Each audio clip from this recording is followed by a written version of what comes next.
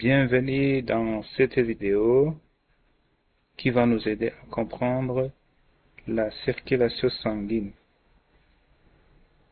Cette leçon sera divisée en des grandes articulations. La première partie va concerner les composants du sang et leur rôle. Et la deuxième partie va être une vidéo qui va nous aider à comprendre comment se déroule la circulation sanguine à travers le cœur, mais aussi à travers les vaisseaux sanguins. Je vous souhaite bonne suite.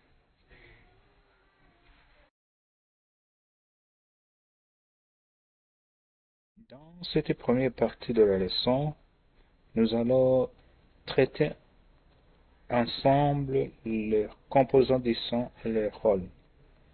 Nous voyons que le sang complet est un mélange de plusieurs éléments qui peuvent être séparés par la technique de centrifugation. Cette technique permet de séparer les constituants du sang et comme nous le voyons ici, 55% du volume sanguin est représenté par le plasma.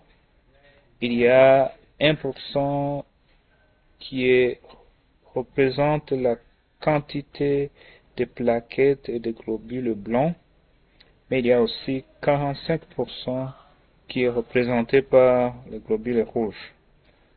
Voilà, nous voyons que donc le sang est un mélange de plusieurs éléments, mais qui ne sont pas représentés exactement au même niveau. Commençons alors à étudier le rôle de chaque élément.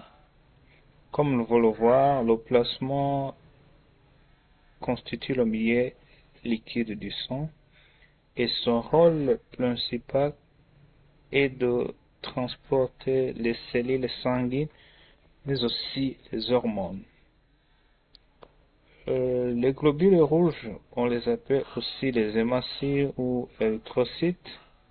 Ce sont des cellules sanguines qui sont en grand nombre, 5 millions par millimètre cube, c'est beaucoup. Et ils sont fabriqués au niveau de la moelle des os courts, comme les vertèbres. Ouais. On trouve aussi que ces globules rouges ont une très courte durée de vie, juste aux environs de 4 mois. Et le rôle principal des globules rouges, c'est de transporter l'oxygène. On peut regarder sur le schéma. Nous voyons que ce sont des cellules qui sont un peu biconcaves et qui jouent un rôle très important dans le transport de l'oxygène. Donc sur les globules rouges se trouve une molécule d'hémoglobine et c'est l'hémoglobine qui capte l'oxygène au niveau des poumons pour transporter l'oxygène donc dans tous les organes du corps. Parlons maintenant des globules blancs, qu'on appelle aussi les leucocytes. Ils sont moins nombreux par rapport aux hémocytes. On en trouve juste entre 4 000 et 13 000 par mètre cube. Ils sont fabriqués au niveau des différents organes comme la rate, le thymus, les organes lymphatiques. Et sont de plusieurs sortes. Il y a les monocytes, par exemple. Il y a les lymphocytes. Et le rôle principal, c'est de défendre l'organisme contre les micro-organismes pathogènes. Donc, c'est le rôle de défense immunitaire. Et il y en a plusieurs sortes. Nous avons les monocytes, les lymphocytes, les basophiles, les zénophiles, les neutrophiles. Il y en a plusieurs catégories. Terminons maintenant par les plaquettes, qu'on appelle aussi les thrombocytes. Ils sont moins nombreux aussi, autour de 400 000 par mètre cube. Ils sont fabriqués aussi au niveau de la moelle osseuse. Et leur rôle principal des plaquettes, c'est de jouer un rôle dans la coagulation sanguine, qui signifie que donc, ces plaquettes-là contribuent pour colmater ou bien boucher la plaie en cas de blessure. Ici, comme vous voyez, il y a une blessure et les lymphocytes, les plaquettes viennent boucher la plaie et on peut voir que à un certain moment, quand on est blessé, l'hémorragie s'arrête par soi-même sans toutefois mettre des pansements.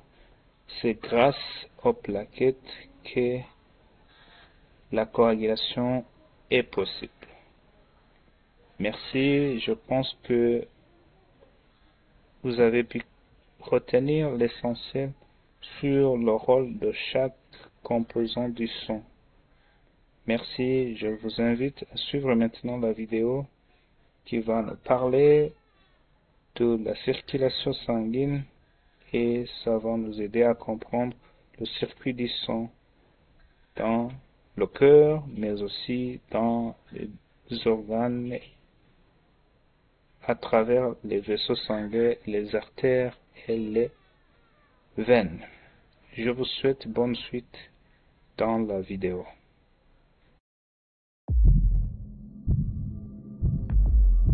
L'appareil cardiovasculaire assure le transport du sang riche en dioxygène et en nutriments à travers tout le corps humain pour en alimenter les organes et les débarrasser de leurs déchets. Il se compose de 3 grands types de vaisseaux sanguins qui forment un système clos. Les artères, les veines et les capillaires. Ces 3 types de vaisseaux composent un ensemble de 100 000 km de long à travers tout le corps.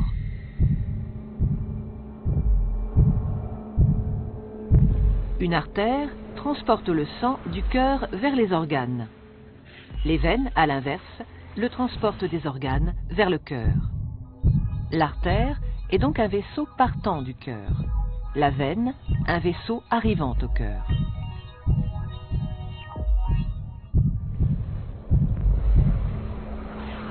Tous les organes sont richement irrigués, c'est-à-dire qu'une multitude de petits vaisseaux sanguins les parcourent. Ce sont les capillaires.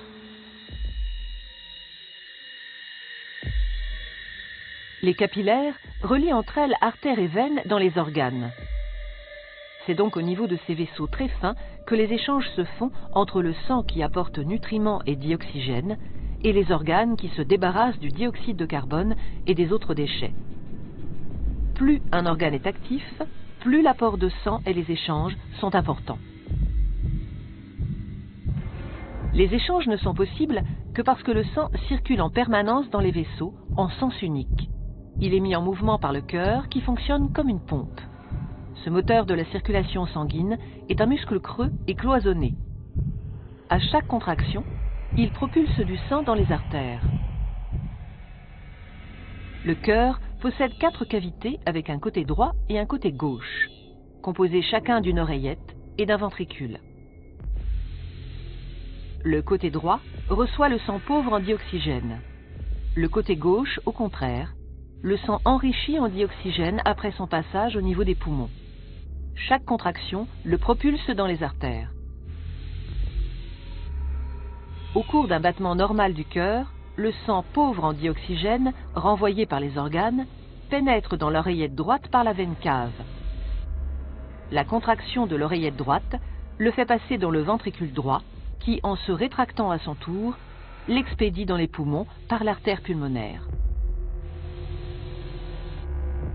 Après son passage dans les capillaires des alvéoles pulmonaires, le sang est enrichi en dioxygène et débarrassé de son dioxyde de carbone. Il revient alors dans l'oreillette gauche par les veines pulmonaires.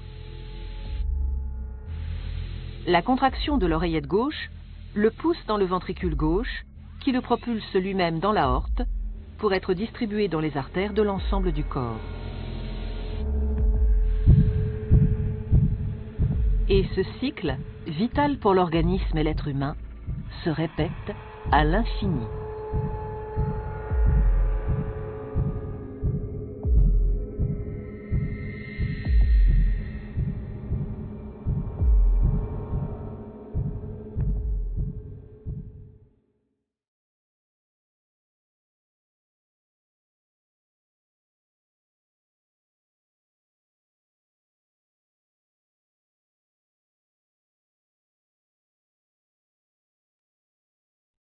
Pour clôturer cette leçon, je vous ai proposé quelques questions qui vont vous aider à faire une réflexion sur le composé du sang et la circulation sanguine.